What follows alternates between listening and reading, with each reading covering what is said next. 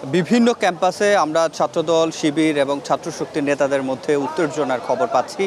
আমরা সেই খবর শুনে ঢাকা আলিয়াতে এসেছি এবং এখানেও আমরা দেখছি যে উত্তেজনা রয়েছে এবং এই উত্তেজনা এখন যে পর্যায়ে আছে সেটি এখন দেখাতে চাই। আমাদের আশপাশে যাদেরকে দেখছেন তাদের সাথে আমরা কথা বলেছি এসেই তারা কোন পক্ষ, যেহেতু এখানে কোনো ব্যানার নেই, হাতে লাঠিসোঁটা দেখতে পাচ্ছি, স্টাম্প থেকে শুরু করে বাঁশের লাঠিও দেখা যাচ্ছে। আমরা কথা বলেছি, তারা এখানে ছাত্র দলের বিভিন্ন ইউনিটের যারা রয়েছেন তারা এখানে এসে উপস্থিত হয়েছেন। যেহেতু ঢাকা আলিয়াতে এই মুহূর্তে ছাত্র দলের কোনো ঘোষিত কোনো কমিটি নেই, সেক্ষেত্রে আশপাশে লালবাগ থেকে শুরু করে পুরান ঢাকার অন্যান্য যে ইউনিটগুলো রয়েছে সেই ইউনিটগুলো থেকে আসলে এখানে নেতাকর্মীরা এসে জড়ো হয়েছেন। ছাত্র নেতারা আমরা কয়েকজনের সাথে কথা বলেছেন, তারা যেটি বলছে যে এই মুহূর্তে এখানে শিবিরের কোনো যারা ছাত্র নেতারা রয়েছেন তারা এখানে কেউ নেই। আমরা এখানে কিছুক্ষণ আগেই দেখতে পেয়েছিলাম যে মিছিল স্লোগান করার যে বিষয়টি সেটি দেখছি, এবং ছাত্র দলের নেতাকর্মী যারা রয়েছেন তারা বলছেন যে তারা যে কোনো মূল্যে প্রতিহত করবে কেউ যদি বিশৃঙ্খলা করতে চায়। তবে আমরা এখানে শিবিরের কোনো কাউকে দেখতে পাইনি, আমরা তাদের থেকে আনুষ্ঠানিক কোনো বক্তব্য আসলে শুনতে পারিনি।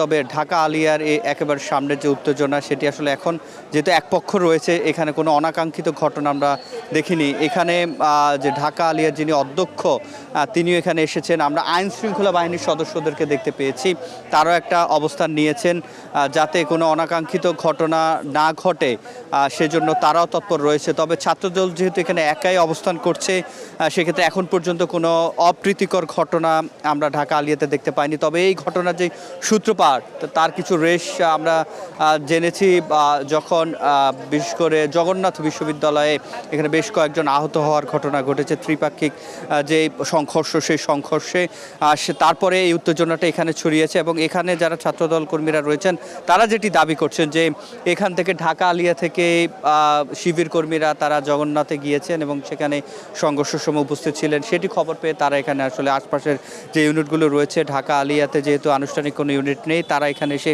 উপস্থিত হয়েছেন। স্টাম্প থেকে শুরু করে প্রতিরোধ করার জন্য আমরা সবসময় সংঘর্ষের সময় যে সকল বিষয়গুলো দেখি, লাঠিসোঁটা, ইট পাটকেল, সেগুলোই আমরা দেখতে পাচ্ছি। এবং এখানে যাতে এখনকার পরিস্থিতি যেটি রয়েছে সেটি আমরা দেখছি শুধুমাত্র ছাত্রদলে যারা নেতাকর্মীরা রয়েছেন তারা এখানে অবস্থান করছেন। এবং তার আগে বেগম রোকেয়া বিশ্ববিদ্যালয়ে গতকালে সেখানে একটা সংঘর্ষের ঘটনা ঘটেছে, সেখানে অনেক ছাত্ররা আহত হয়েছেন। ছাত্র দল, ছাত্র শিবিরের পক্ষ থেকে তারা যেটি বলছে, দুই পক্ষ আসলে দোষারোপের যে রাজনীতি সেটি আমরা দেখেছি।